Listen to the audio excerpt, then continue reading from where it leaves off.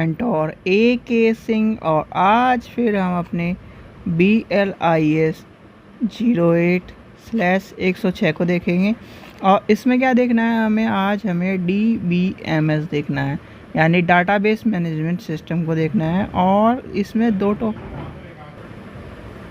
तो इसमें क्या करना है, डाटा यानी कि डाटाबेस पढ़ना है और डाटाबेस मैनेजमेंट सिस्टम को पढ़ना है। तो चलिए शुरू करते हैं। यानी कि 2 टॉपिक्स हैं इसमें, आपको 2 टॉपिक्स में हम 2 टॉपिक देखेंगे। तो सबसे पहले क्या करना है, वीडियो को लाइक करना है, चैनल को सब्सक्राइब करना है, वीडियो को ज़्यादा से शेयर करना है और टेलीग्राम ग्रुप को ज्वाइन करके रखना है, जिससे आपको इम्पॉर्टेंट इन्फॉर्मेशन मिलती रहे। तो सबसे पहले बात आती है यानी कि इस चैप्टर में, यानी कि आपका जो चैप्टर चल रहा है यूनिट नंबर 2 लेसन नंबर 5, और चैप्टर का नाम क्या है, यानी कि चैप्टर का नाम है आपका डाटाबेस, यानी कि DBMS। ठीक है, अब डाटाबेस में आपको सबसे पहले हमें इस चैप्टर में आज का टॉपिक देखना है डाटाबेस का।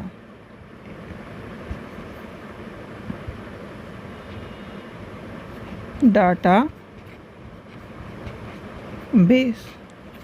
अब डाटाबेस है क्या, यानी कि आपसे कोई पूछने लगे कि डाटाबेस क्या है, डाटाबेस का प्रयोग किसके लिए होता है, डाटाबेस चीज़ों के लिए। जैसे आप क्या करते हो अपने, यानी कि चीज़ों को, यानी कि अपने जो भी इंफॉर्मेशन है उसको कहीं ना कहीं स्टोर करके रखते हो, अपनी जो चीज़ें हैं उसको कहीं ना कहीं स्टोर करके रखते हो। जैसे क्या है आपका ये मान के चलिए आपकी शादी की वीडियो है, ठीक है, सिंपल सा एग्जांपल लेके चलते हैं। शादी की वीडियो है और उस शादी की वीडियो को, या फिर आपके जो घर के जो यानी बर्थडे के या कुछ भी XYZ आपने वीडियो और फोटो रखे हैं, तो उसे कहीं ना कहीं एक डाटा में, यानी कि एक डाटा है वो, और उसे कहीं ना कहीं स्टोर करके या फिर एक तरह से ऐसी जगह पर स्टोर करके रख लिया जहाँ से आप क्या कर पा रहे हो, यानी कि आपके हर मेंबर उसे क्या कर पा रहे हैं, देख पा रहे हैं और एक्सेस कर पा रहे हैं, या फिर इस तरह से चीज़ों को यूज़ कर रहा है।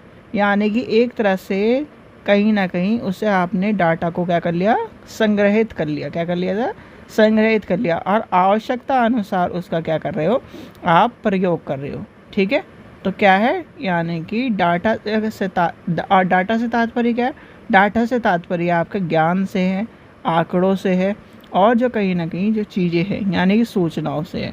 और डाटाबेस से संबंधित क्या होता है, डाटाबेस क्या होता है, ये कहीं ना कहीं जैसे आपका क्या है, नाम है, जैसे आपका मान के चलिए आप यूनिवर्सिटी में पढ़ रहे हो, ठीक है, यानी कि यूनिवर्सिटी में पढ़ रहे हो और यूनिवर्सिटी में हर बच्चे की एक यूनिट बनी हुई है, यानी कि एनरोलमेंट के हिसाब से उसका क्या है, यानी कि यूनिट के नाम पे उसका एनरोलमेंट है, और उसके एनरोलमेंट में उसका नाम है, उसके फादर्स नेम है, उसकी क्या है, सारी की सारी चीज़ें तो कहीं ना कहीं स्टोर हुई है। क्या है, यूनिवर्सिटी में कहीं ना कहीं आपकी चीज़ें स्टोर हुई है, और वो किस बेस पे है, डाटा के बेस पर। यानी कि डाटा बेस को अगर परिभाषित करें तो डाटा क्या है, डाटा पर आधारित सूचनाओं को सुव्यवस्थित रूप से, यानी कि सुव्यवस्थित रूप से जो प्रयोग करा जाता है, और प्रयोग करने वाले यानी कि प्रयोग करने वाली जो चीज़ें हैं उनके अनुसार, ज़रूरतों के अनुसार जब प्रयोग करती हैं, या फिर हम डाटा को यूज़ करते हैं, और डाटा जिसमें स्टोर होता है या संग्रहित होता है उसे डाटाबेस कहते हैं। ठीक है, यानी कि डाटाबेस क्या होता है, डाटाबेस क्या आपका क्या है, डाटाबेस एक तरह से संग्रहित करने वाली संरचना है। आप डाटाबेस संरचना, यानी कि डाटाबेस संरचना को लेके चलें तो डाटाबेस क्या होता है, देखिए डाटा के अनुसार डाटाबेस संरचना को 3 स्तर में बांटा गया। किस में बांटा गया, 3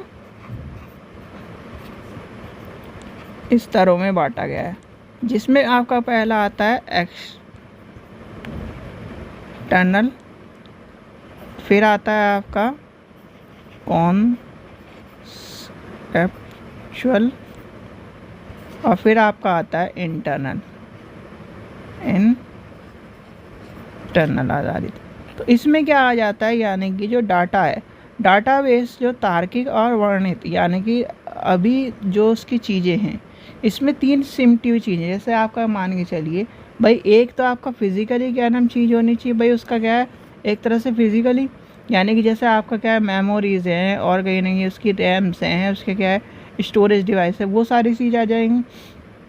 फिर आपका इंटरनल यानी सॉफ्टवेयर उसका हो जाएगा। फिर उसकी क्या है संरचना, यानी कि कॉन्सेप्ट किस तरह से कैसे कैसे कहाँ कहाँ डाटा उसका यूज़ होगा।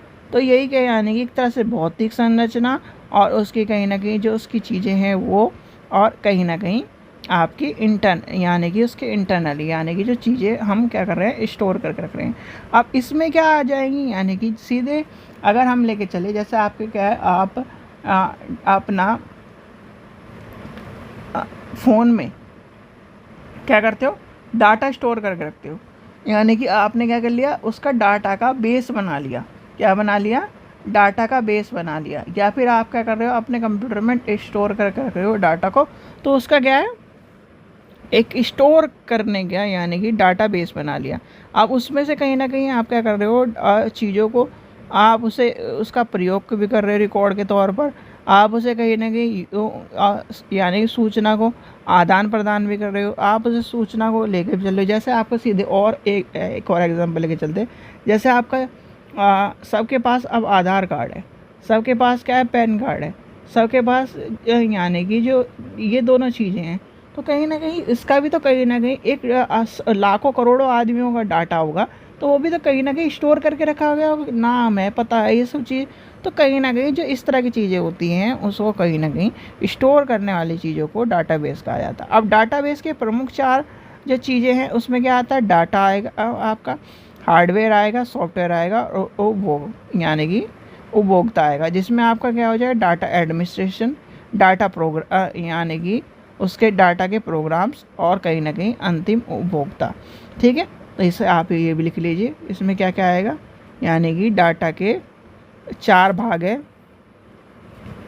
सॉरी डाटाबेस के चार भाग है, डाटा बेस के चार भाग है, जिसमें सबसे पहले आपका आ जाएगा डाटा, फिर आपका आ जाएगा हार्डवेयर, फिर आपका आ जाएगा सॉफ्टवेयर,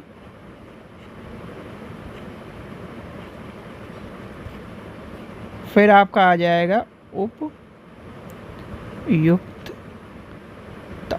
यानी उपयोगिता। फिर इसमें क्या आ जाएगा, इसके अंदर आपको देखने हैं, इसके अंदर सब के अंदर आपको मिलेगा डाटा बेस एडमिनिस्ट्रेटर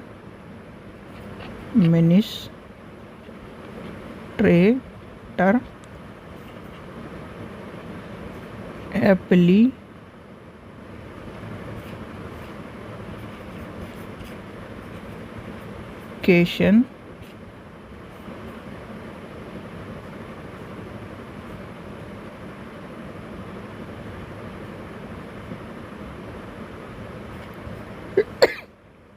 सॉरी, फिर आपका आ जाएगा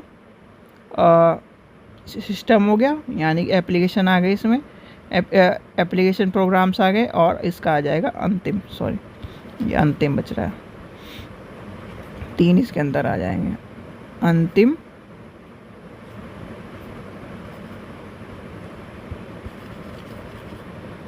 ये पेन में थोड़ा दिक्कत हो रही है, अंतिम। ठीक है, तो ये आपके आ जाएंगे। अब इसमें क्या आ जाएगा, यानी कि इसमें जो चीज़ें यानी कि साथ साथ उपयोग करने वाला, फिर आपका क्या सारे सारे एप्लीकेशन और सारी सारी प्रोग्रामिंग्स आ जाएंगी, और अंतिम में क्या है कहीं ना कहीं आपके जो वो प्रश्न उत्तर है और डाटाबेस को निपटने की चीज़ें हैं वो सारी की सारी आपको देखने के लिए मिलेंगी। ठीक है, अब आ जाता है यानी कि आपका जो डाटाबेस का व्यवस्थापन है, जो डाटाबेस की व्यवस्थापन की यानी उसको अधिग्रहित किस तरह करना है, उसको जो स्तर है उसको केंद्रित किस तरह से करना है, उसका दृष्टिकोण कैसे लेके चलना है, हमें इन सब चीज़ों को ध्यान में रखते हुए सारी चीज़ों को लेके चलना है। जैसे उद्देश्यपरक तार्किक मॉडल आ जाएगा, इसमें रिकॉर्ड आधारित तार्किक मॉडल आ जाएंगे, इसमें दो मॉडल को लेके चलना है। जैसे कि उद्देश्य परक तार्किक मॉडल में क्या है, आपके ऑब्जेक्ट हैं, उस ऑब्जेक्टिव मॉडल है, बाइनरी मॉडल है, आपका फंक्शन डाटा मॉडल है, सिस्टमेटिक डाटा मॉडल है, तो ये किसके अंतर्गत आएंगे, आपके उद्देश्य परक मॉडल के अंदर।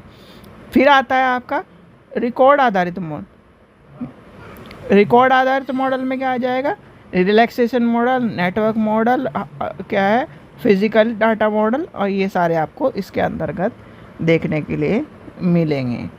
फिर आ जाती है यानी कि अगर आपको एक परिभाषा लेके चले तो डाटाबेस की कहीं ना कहीं, वैसे तो कोई एक तरह से निश्चित परिभाषा के रूप में लेकर नहीं चला गया, पर बहुत सारी डाटाबेस की कहीं ना कहीं आपको परिभाषा दी गई है। जैसे कि आपकी डाटाबेस में क्या आ जाएंगी, अब आती है यानी कि डाटाबेस की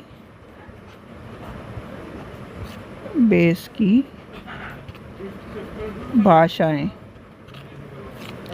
ठीक है, तो सबसे पहले आ जाएगा डाटाबेस डेफिनेशन लैंग्वेज, फिर आ जाएगा मैनिपुलेशन लैंग्वेज, फिर आपका आ जाएगा कंट्रोल लैंग्वेज। तो इसमें क्या आ जाएगा, मैनिपुलेशन में कहीं ना कहीं जो आपके जो चीज़ें हैं, यानी कि डाटा को कहीं ना कहीं उसके परिवर्तित करने का और उसके कहीं ना कहीं जानकारी को, चीज़ों को उपयोग करने का चीज़ें आ जाएंगी। फिर आपका आ जाएगा डाटा कंट्रोल लैंग्वेज, यानी कंट्रोल में कहीं ना कहीं डाटा के जो एक्सेस है, उसके नियंत्रण है, उसकी सारी सारी चीज़ें आ जाएगी, यानी कि 3 पॉइंट इसके अंतर्गत आते हैं।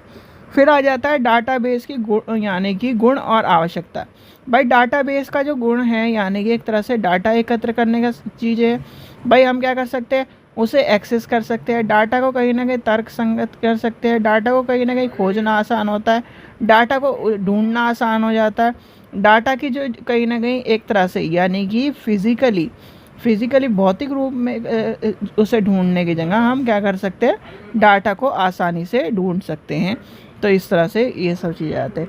फिर आता है प्रचलन मॉडल, समादेशन मॉडल और कहीं ना कहीं प्रोग्राम मॉडल। ये सारे आपको मैंने ऊपर बता दिए।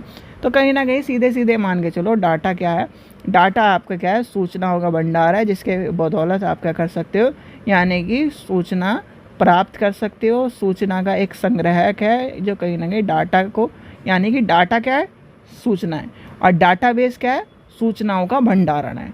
ठीक है, जो कहीं ना कहीं सूचनाओं के भंडारण है, जो कहीं ना कहीं जैसे हमारा क्या है, एक डाटा है, और हम यानी कि जो कहीं ना कहीं उस हमारा जो यानी सिंगल मैन का डाटा, और उस डाटा को जो एक तरह से खूब यानी कि भंडारण है, तो वो क्या कहलाएगा, डाटाबेस कहलाएगा। ठीक है, तो ये है इसका आपको डाटाबेस समझ गया। और इसके बाद समझेंगे DBMS। चलिए, आशा करता हूँ आपको वीडियो पसंद आई। वीडियो पसंद आई तो लाइक करें, चैनल को सब्सक्राइब करें, वीडियो को ज़्यादा से शेयर करें। Thank you.